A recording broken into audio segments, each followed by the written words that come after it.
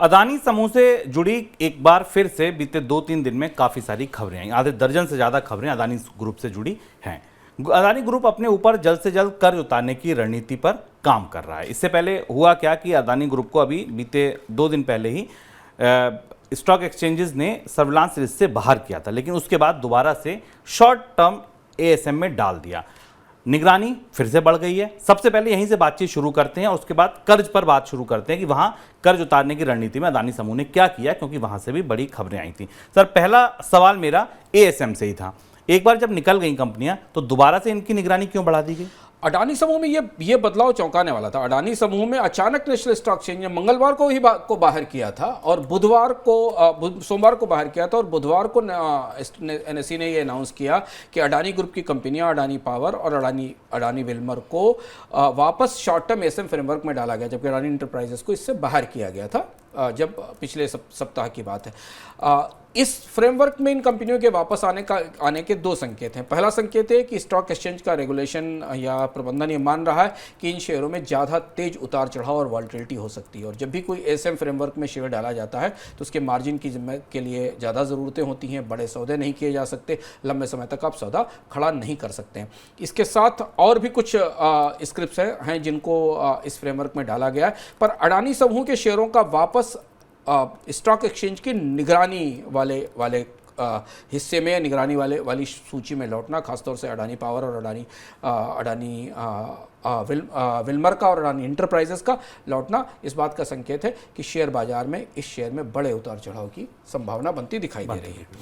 अब बात करते हैं कर्ज को जल्द से जल्द उतारने की रणनीति पर ग्रुप लगातार काम कर रहा है। शेयरों के बदले कर्ज को उतारने के लिए नए सिरे से शेयर गिरवी भी रख रहा है। सोमवार को ग्रुप की तरफ से 7,374 करोड़ रुपए के शेयर छुड़ाए गए, उनको पैसा दिया गया और कहा गया भाई शेयर वापस दे दिए। लेकिन इसके बाद ग्रुप की तरफ से यह भी कहा गया कि अदानी ग्रीन और अदानी ट्रांसमिशन के कुछ शेयरों के बदले ग्रुप ने एसबीआई ट्रस्टी से पूंजी जुटाई है। यानी कि किया क्या आपने, एक जगह आप गए, आपने शेयर छुड़ाया, दूसरी जगह जाकर कहा कि भैया फिर शेयर रख लो और पैसा दे दो, हाथों की अदला बदली हुई। अब अदानी ग्रीन में एसबीआई ट्रस्टी की 2% और अदानी ट्रांसमिशन में 1.32% की हिस्सेदारी है। सर, ये क्या पेशबंदी है, किस चीज़ की तैयारी है? अडानी समूह अपनी इक्विटी का इस्तेमाल कर रहा है, जो वही उसकी इकलौती एसेट है, क्योंकि बाकी अब 2 तरीके के कर्ज हैं अडानी समूह पर शुभम। एक वो कर्ज है जो बैंकों ने परियोजनाओं के अगेंस्ट दे रखा है, प्रोजेक्ट के अगेंस्ट दे रखा है, जिनका लंबा पेमेंट प्रोफाइल है। दूसरा कर्ज है बॉन्ड्स के बदले दिया गया, जिन बॉन्ड्स का रिपेमेंट आगे समय के लिए आना। और तीसरा वो शॉर्ट टर्म कर्ज है, वो कर्ज है जो शेयरों के बदले लिया गया। हमें पिछले हफ्ते भर के अंदर, 2 हफ्ते के भीतर अडानी समूह की तरफ से शेयरों के बदले कर्ज के मामले में काफ़ी सक्रियता दिखाई दी, और एक इस किस्म की पेशबंदी की जा रही कि जैसे जहां से भी थोड़े बहुत संसाधन मिल सके, उससे जो शेयरों की गिरावट के कारण कर्ज का बोझ बढ़ रहा है उसे मैनेज किया जाए। जैसे हुआ क्या, एक जगह अडानी समूह ने पैसा वापस देके शेयर छुड़ाए और दूसरी जगह आज की कीमत पर शेयरों को वापस प्लेज किया एसबीआई कैप के पास और वहां से नया कर्ज लिया। अडानी समूह ने जो अभी हाल में इक्विटी ऑफलोड की थी जीक्यूजी पार्टनर्स को, ऐसा लगता है अगर आप उसे माने तो उसका एक बड़ा हिस्सा इन शेयरों के बदले कर्ज को चुकाने में गया है, जो शेयर छुड़ाए गए हैं कर्ज को लेकर। कंपनी ऐसा संकेत दे रही है इस पूरी गतिविधि से, बाजार को लग रहा है कि आने वाले समय में अपने कर्ज को चुकाने के लिए कंपनी अपने फिलहाल शेयर्स का इस्तेमाल, इक्विटी का इस्तेमाल करेगी। वो काम जो कभी एफपीओ के जरिए होना था, जहां पे शेयर ऊंची कीमत पर बेचे जाने थे, शेयरों में काफ़ी गिरावट आ चुकी है, और अब कंपनी अपने स्टॉक प्लेजिंग के जरिए संसाधन जुटाने की कोशिश करेगी ताकि कर्ज के दबाव को कम किया जा सके।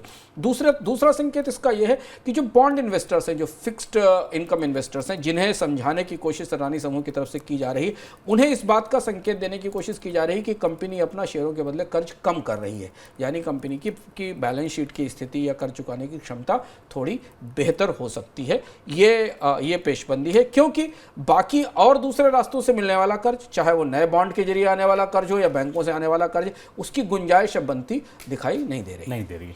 इस बीच अदानी पावर ने 6 सहायक कंपनियों को अपने साथ विलय का फैसला लिया। पुरानी खबर है, अब ये विलय पूरा हो गया है। लेकिन इसके बाद सबसे बड़ी खबर यह है कि रेटिंग एजेंसियों की तरफ से अदानी ग्रुप की कंपनियों की रेटिंग में कटौती का सिलसिला बना हुआ है। बुधवार को इंडिया रेटिंग्स ने अदानी एंटरप्राइजेज और अदानी ग्रीन्स की रेटिंग को स्टेबल से नेगेटिव कर दिया। नेगेटिव रेटिंग का मतलब ये है कि भैया ये कंपनियां अब निवेश के लिए ठीक नहीं है, नेगेटिव है।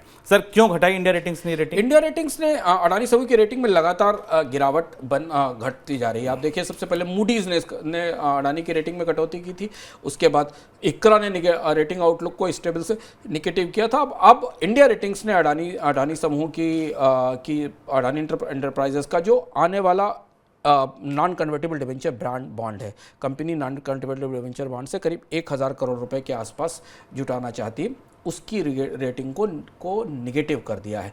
और इस रेटिंग का मतलब है कि कंपनी के इस बॉन्ड में निवेश पूरी तरह सुरक्षित साबित नहीं होगा। और ये नॉन कन्वर्टेबल डिवेंचर एक लॉन्ग टर्म फिक्स डिपॉजिट की तरह होते हैं जो कंपनियां बाजार में जारी करती है और लंबे अवधि के लिए पैसा जुटाती है। अब दो तरीके की परिस्थिति बाजार में बनती दिख रही है। एक तरफ रेटिंग एजेंसियां हैं जिन्हें अडानी समूह की गिरती साख पर चिंता हो रही है और वो लगातार कंपनी के बॉन्ड्स की या कंपनी के जो डिवेंचर्स हैं उनकी साख को घटाकर स्टेबल से निगेटिव कर रही हैं। दूसरी तरफ अडानी समूह अपनी साख को उबारने के लिए अपने मौजूदा शेयरों का इस्तेमाल करते हुए बाजार में अपने कर चुकाने की कोशिश कर रहा है। और शायद यही वजह हो सकती है, तार इससे जुड़े हो सकते हैं कि अडानी के स्टॉक्स में आने वाले समय में काफ़ी तेज मूवमेंट हमें दिखाई देगा। और यही वजह है कि शायद नेशनल स्टॉक एक्सचेंज ने अडानी समूह के शेयरों को अतिरिक्त निगरानी के तहत रखा है। सर एक आखिरी सवाल मेरा, मॉरिशस को लेकर जो पैसा आया था उसको एक बार वो फिर चर्चा में है, पुराने किस्सों को लेकर अडानी समूह में जो विदेश से पैसा आया था उसकी जो सुई है वो किस शक की तरफ घूम रही है? शक की सुई मॉरिशस की तरफ है और लंबे समय के बाद, लगभग 8-9 साल के बाद मॉरिशस से भारत में आने वाले पैसे को लेकर तमाम सवाल उठ रहे हैं। क्योंकि आप देखें, हिंडनबर्ग ने अपनी रिपोर्ट में भी जो आरोप लगाए थे, जिन पर जांच करने के लिए सुप्रीम कोर्ट ने सेबी से कहा, सुप्रीम कोर्ट भी जांच कर रहा है, उसमें भी अडानी परिवार की तरफ से जो शेल कंपनियां काम कर रही हैं, जो कंपनियां काम कर रही उनका पैसा मॉरिशस रूट के जरिए आया था। क्योंकि भारत में मॉरिशस रूट से आने वाले पैसे को लेकर इतिहास थोड़ा दागदार रहा है। भारत के पिछले सारे मामले आप अगर देखें, चाहे 2G स्पेक्ट्रम का हो या बाकी हो, मॉरिशस का इस्तेमाल, टैक्स हेवंस का इस्तेमाल या लो टैक्स ज्यूरिडिक्शन का इस्तेमाल भारत में निवेश के लिए किया जाता है। लेकिन अब यहाँ से अडानी समूह के इस पूरे प्रकरण के बाद से मॉरिशस वाले रूट पर फिर सवाल उठ रहे हैं। हमें इस बात का इंतजार रहेगा कि भारत के नियामक ये स्पष्ट करके बताएं कि इस रास्ते का इस्तेमाल कैसे हुआ है, क्योंकि अब तो सेबी और सुप्रीम कोर्ट दोनों इस मामले की जाँच कर रहे हैं।